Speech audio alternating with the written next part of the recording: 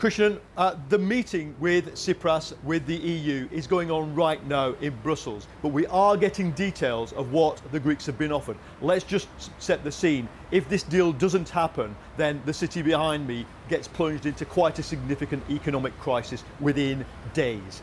But it looks like what is being offered to Tsipras is certainly less austerity than the old government he managed to replace in January was trying to implement. There will be less austerity, less of what we call a primary budget surplus, so the government has to run the public accounts in the black. They've also been given some leeway on the way they do that. They can set their own VAT rate. They can do what they want with pensions within a certain limit. But the thing Mr. Tsipras wanted was a single deal that solves Greece's main problem. They can't pay 320 billion euros back to the Germans and the French. They're not getting that. They also wanted some of the structural funds, the goodies from Brussels, to come in and help this very failing economy. They're not getting that either. So I think it's going to be difficult to sell to the Greek Parliament when they come back tomorrow, but to the Greek people who are frankly sick of all the uncertainty, it might be actually easier, as I've been finding out. What the Greeks love about their economic model is what their lenders find old-fashioned.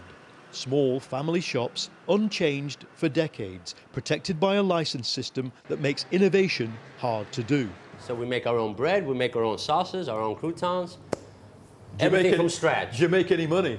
Well, we're making new money. We used to make a lot of money. Unfortunately, nowadays we don't make that much money.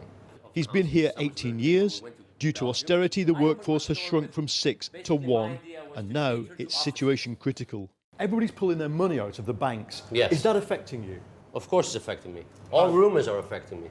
Because people don't spend when they don't know what will happen tomorrow. It's really simple. The problem is what happens the day after tomorrow.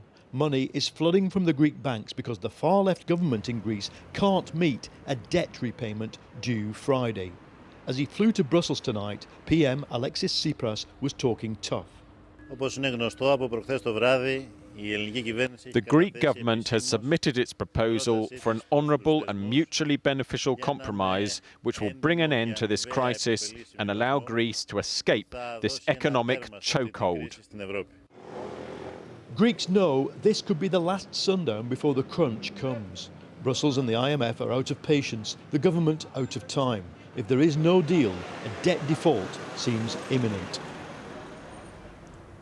And the problem is, off the back of all that, we just don't know whether the European Union and the IMF have done enough tonight to allow Tsipras to fly in tomorrow and say, OK, well, we haven't got everything, but we can now stay in power, do all the things we as a far-left government want to do to the police, to the corrupt oligarchy that run this country, or whether his own MPs say, we just can't impose this pain on pensioners, on public sector workers, and we just want to just walk away from the European deal and therefore from the creditors. It is on a knife edge, and what it means, contextualised with all the other stories we're covering, we are in a country whose border is with Turkey, with 3 million Syrian refugees who, as we see every night, want to come to Europe. If this state cannot hold together, it has much bigger ramifications than just a small corner of Europe.